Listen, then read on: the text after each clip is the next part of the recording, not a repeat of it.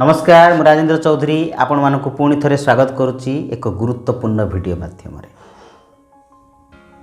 ये वीडियोटी प्रथम रु शेष पर्यंत आपण को देखा मोर गोटे अनुरोध रहा।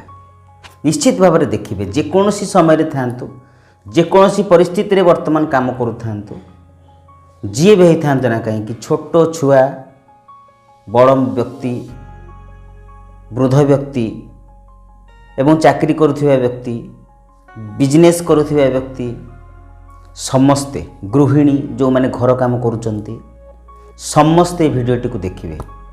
मात्र आपण मानकर 4 रु 5 मिनिट समय मु आपण मानक ठारू लेबी जहाँकि 3टा अत्यंत गुरुत्वपूर्ण कथा आपण मानक कहबी। 3टा गुरुत्वपूर्ण कथा संपूर्ण भाव में शुणिबे आउ वीडियो जदि शेष में भल लगे आपण माने निहाती भाव में लाइक करेंगे अन्य सहित शेयर करेंगे जहाँफल कि समस्ते जानिबा दरकार जे प्रकृत में आम जीवन में बंचीबार उद्देश्य कौन पाई आमको जो दुख सुख भल मंद ये जो मिसिकी अच्छी आमको सब कहीं दुख भितर रहा पड़ुछि। कौन आम जीवन में खुशी पाई परिबानी? जीवन में खुशी कौन पाइबापी हेले आमको एते कष्ट करिया को पड़िबो? सेटा कौन गोटे बड़ कथा गोटे बड़ विद्या ना? खुशी पाइबापी सेमती किसी गोटे बड़ विद्या न थाए। यूनिवर्सिटी चाकरी करने तार योग्यता दरकार। जेकोसी जगार आप चाकरी करूँ व्यवसाय करूँ किसी ज्ञान दरकार। किंतु खुशी रही सेमती गोटे रॉकेट साइंस दरकार नुहे। खुशी रही समस्ते खुशी रही पारिबे, समस्ते खुशी रही पारिबे। एठी कहीं छोट नुहंती कि कहीं बड़ भी नुहंती। छोट व्यवसाय करूँ बड़ व्यवसाय करूँ छोटिया कर्मचारीटे होता चाकरी करूँ बा बड़ कर्मचारी जड़े होता बहुत पैसा पाइला भाया कर्मचारी जड़े होता समस्ते ये सामान एवं आमे क्या छोट नुहंती कि क्या बड़ नुहंती। इंडिविजुअली ये कहीं किसी हुअंती नहीं, समस्ते निज निजर परिचय नहीं बंचती। तेणु 3टा कथा कहवा आगु मु आपण मानकु निज विषय टी परिचय दे दिए। मु हूँ राजेंद्र प्रसाद चौधरी, मु जड़े मोटिवेशनल स्पीकर। जदि प्रथम थर पाई मो चैनल को विजिट करूचंती देखुचंती निहाती भाव में सब्सक्राइब करंतु। देखिए आपणकर जदि वीडियो काम रे न आसुची ताहले अनसब्सक्राइब करके आपन चल जाई पारंती। जदि आपणकर वीडियो काम रे आसुची आपन जीवन वास्तव जिनस गुड़ाक आपन जानी पारुचंती प्रकृति रे केमिति बंचिबार राहा टिके पाउचंती ताले वीडियो को प्रथम रु शेष पर्यंत देखिए। से 3टी कथारे मु आपण मानकु 3टी कथा कहबा आगु आउ टिके छोट कथाटे कहबी। प्रथम रे आपण माने चिंता करंतु ए दुनिया को काहेकि आसीचंती, ए दुनिया को आसीबार उद्देश्य आपण मानकर कौन रही। जदि आसीचंती ए दुनिया भल ना खराब तो सेइथुरु प्रथम कथा प्रथम पॉइंट रे मु आनिबी आपण मानक पई जे दुनिया रे आमको जो जीवनटा मिली से जीवन होची गोटे फल, गोटे सुंदर मिठा फल जहाँकि अत्यंत स्वादयुक्त आ अत्यंत रुचिकर मध्य। किंतु आमे जेतेबेले खाई पारि माने आमे जेतेबेले खाई पारु नाही आमको सेटा खाइबा जना नाही। आमको जीवनर फल जीवन जो आम कहीचे फल से जीवन जो मिली आमको से फलटी आम कौन करुचे ना खाइबापाई आमको अत्यंत कष्ट करने को पड़ुछि। आम जानीपारे प्रकृति से फल को आम केमिति ग्रहण करिबा। जदि से जीवन रूपक फल भल भाव में ग्रहण करा जाए ताहा हेउची अमृत सदृश, ताहा हेउची रुचिकर, ताहा हेउची अत्यंत स्वादयुक्त।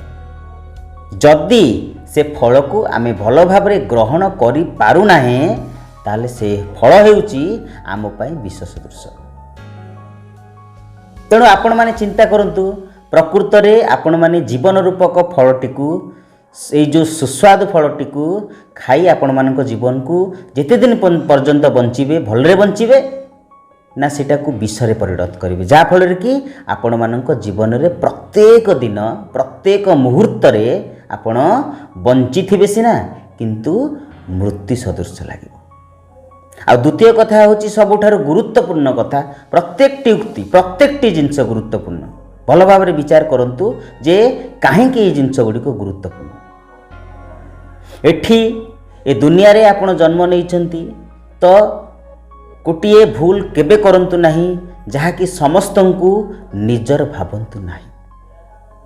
ଯେକୌଣସି ରିଲେସନସିପ୍ ହେଉ, ଯେକୌଣସି ସମ୍ପର୍କ ଆପଣ କାହାକୁ ବି ନିଜର ବୋଲି ଭାବନ୍ତୁ ନାହିଁ। ଆଉ ଯଦି ନିଜର ଭାବୁଛନ୍ତି ତାହା ସେମିତି ତା ଜାଗାରେ ରହିବାକୁ ଦିଅନ୍ତୁ। ବାପା ମା, ଭାଇ ଭଉଣୀ, ବନ୍ଧୁ ବାନ୍ଧବ, ପଡ଼ୋଶୀ, ସ୍ତ୍ରୀ, ପିଲା ଛୁଆ, ଭଲ ମନ୍ଦ ଯାହା ବି ରହିଛି ତାଙ୍କ ବାଟରେ ସେମିତି ରହିବାକୁ ଦିଅନ୍ତୁ। କେବେ ବି ନିଜର ବୋଲି ଭାବନ୍ତୁନି। ତା ମାନେ ନିଜର ବୋଲି ଭାବିବାନି ଆମେ କର୍ତ୍ତବ୍ୟ କରିବାନି କି, ସେୟା ନୁହେଁ। ମୋ କହିବାର ଉଦ୍ଦେଶ୍ୟ ସେୟା ନୁହେଁ। ଯେଉଁ ବେଶୀ ଅତ୍ୟଧିକ ଆଶା ରଖୁଛେ ଯେ ଏଇଆ ହେଇଥିଲେ ହେଇଥାନ୍ତା, ସେଇଆ ହେଇଥିଲେ ହେଇଥାନ୍ତା, ମୋତେ ମୋ ସ୍ତ୍ରୀ ଖୁସି ଦେଲାନି, ମୋତେ ମୋ ସ୍ୱାମୀ ଖୁସି ଦେଲେନି, ମୋତେ ମୋ ପିଲା ଛୁଆ ମାନିଲେନି, ମୋତେ ପଡ଼ୋଶୀ ଏମିତି କହିଲେ, ମୋତେ ସେମିତି କହିଲେ, ଏଇ ଯେଉଁ କଥା ଗୁଡ଼ିକ ଆସୁଛି ଆପଣ ଏତେ ନିଜର ବୋଲି ଭାବୁଛନ୍ତି ବୋଲି ସେଥିପାଇଁ ଆପଣଙ୍କୁ କଷ୍ଟ ଆସୁଛି। ତେଣୁ ଏ ଦୁନିଆରେ କେହି ବି ନିଜର ନୁହନ୍ତି।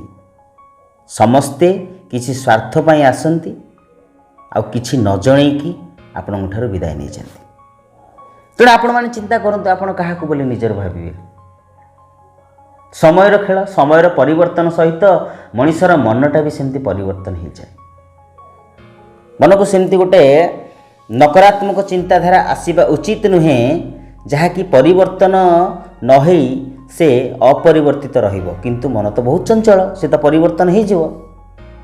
ତେଣୁ ସବୁ ଜିନିଷ କରନ୍ତୁ, ସମସ୍ତଙ୍କୁ ଭଲ ପାଆନ୍ତୁ, କିନ୍ତୁ ସମସ୍ତଙ୍କୁ ନିଜର ବୋଲି ଭାବନ୍ତୁ ନାହିଁ, କାହାକୁ ବି ନିଜର ବୋଲି ଭାବନ୍ତୁ ନାହିଁ ଦୁନିଆରେ। ଏବଂ ଶେଷରେ ଗୋଟେ କଥା କହିବି, ଆପଣମାନେ ଛୋଟିଆ ଛୋଟିଆ କଥାରେ ଦୁଃଖୀ ହେଇଯାଉଛନ୍ତି। ତୃତୀୟ କଥା, ଏଇଟା ସମ୍ପୂର୍ଣ୍ଣ ଭାବରେ ଗୁରୁତ୍ୱପୂର୍ଣ୍ଣ କଥା। ତୃତୀୟ କଥା, ଦୁଃଖୀ ହେଇଯାଉଛନ୍ତି। ଦୁଃଖୀ ହେବାର କାରଣ କ'ଣ? ଆପଣଙ୍କୁ କିଏ ହସେଇ ଦେଲେ ଆପଣ ହସିଲେ, ଆପଣଙ୍କୁ କିଏ ରଗେଇ ଦେଲେ ଆପଣ ରାଗିଗଲେ, ଆପଣଙ୍କୁ କିଏ କନ୍ଦେଇ ଦେଲେ ଆପଣ କାନ୍ଦିଲେ। ତାହେଲେ ତାଙ୍କ ହାତରେ ଆପଣଙ୍କ ଜୀବନର ଚାବିକାଠି ରହିଲା। ତାହେଲେ ଆପଣ କ'ଣ ଆସିଛନ୍ତି ଏ ଦୁନିଆକୁ, ଆପଣଙ୍କ ଜୀବନର ଚାବିକାଠି ତାଙ୍କ ହାତରେ ରହିବ, ରିମୋଟ୍ କଣ୍ଟ୍ରୋଲ। 102 ଲଗେଇଲେ ଟିଭି ଚାଲିବ, ସେ ଚ୍ୟାନେଲ ଚାଲିବ, 102 ଲଗେଇଲେ ଏହା ଚାଲିବ, 104 ଲଗେଇଲେ ସେୟା ଚାଲିବ, 105 ଲଗେଇଲେ ସେୟା ଚାଲିବ, 650 ଲଗେଇଲେ ଏହା ଚାଲିବ। ବିଭିନ୍ନ ପ୍ରକାର channel, Odia channel, Hindi channel, ସେ ଯେତେବେଳେ ଆରମ୍ଭ କରିବେ ହିନ୍ଦୀ ଆରମ୍ଭ କରିଦେବେ, ଯେତେବେଳେ ଆରମ୍ଭ କରିବେ ଓଡ଼ିଆ ଆରମ୍ଭ କରିଦେବେ। এই ଜିନିଷ ଗୁଡ଼ା କାହିଁ କରିବାକୁ ଦେଉଛନ୍ତି? ତେଣୁ ତିନିଟା ଗୁରୁତ୍ୱପୂର୍ଣ୍ଣ କଥା ଆଜି ଆପଣମାନଙ୍କୁ କହିଲି। ସେ ତିନିଟା ଗୁରୁତ୍ୱପୂର୍ଣ୍ଣ କଥାକୁ ଆପଣମାନେ ଭଲ ଭାବରେ ଚିନ୍ତା କରନ୍ତୁ। ଥଣ୍ଡା ମୁଣ୍ଡରେ ଭଲ ଭାବରେ ଚିନ୍ତା କରନ୍ତୁ। ଗୋଟେ ଜାଗାରେ ବସିକି ନିରୋଳା ଭାବରେ ବସନ୍ତୁ ଆଉ ଚିନ୍ତା କରନ୍ତୁ, ପ୍ରକୃତରେ এই ତିନୋଟି କଥା ଆମ ପାଇଁ ଦୁଃଖ ଆସୁଛି ନା ନାହିଁ। ଦେଖିବେ এই ତିନୋଟି କଥାକୁ ଗୁରୁତ୍ୱ ଦିଅନ୍ତୁ। ପରବର୍ତ୍ତୀ ଭିଡ଼ିଓରେ ମୁଁ ଆପଣମାନଙ୍କୁ ବହୁତ ସୁନ୍ଦର ସୁନ୍ଦର କଥା ଅଛି, ଖାଲି ଯୋଡ଼ି ହେଇ ରୁହନ୍ତୁ ମୋ ସହିତ। এই ତିନୋଟି କଥା ମନେ ରଖିବେ। ଆଉ ଆପଣଙ୍କୁ କେଉଁ କଥାଟି ସମ୍ପୂର୍ଣ୍ଣ ଭାବରେ ଭଲ ଲାଗିଛି, ସବୁଠାରୁ ଭଲ ଲାଗିଛି, ତାହାକୁ ମଧ୍ୟ କମେଣ୍ଟ ସେକ୍ସନରେ ମୋତେ ଲେଖିକି ଜଣାଇବେ। ଆଜି ପାଇଁ ଏତିକି। ପୁଣି ଦେଖା ହେବ ଆପଣମାନଙ୍କ ସହିତ ଏକ ସୁନ୍ଦର ଭିଡ଼ିଓ ମାଧ୍ୟମରେ। ସେତେ ପର୍ଯ୍ୟନ୍ତ ବିଦାୟ ଦିଅନ୍ତୁ। ସମସ୍ତେ ଖୁସିରେ ରୁହନ୍ତୁ, ଶାନ୍ତିରେ ରୁହନ୍ତୁ ଏବଂ ସମସ୍ତେ ହସୁଥାନ୍ତୁ ଆଉ ସମସ୍ତଙ୍କୁ ମଧ୍ୟ ହସଉଥାନ୍ତୁ। ବାସ୍, ନମସ୍କାର।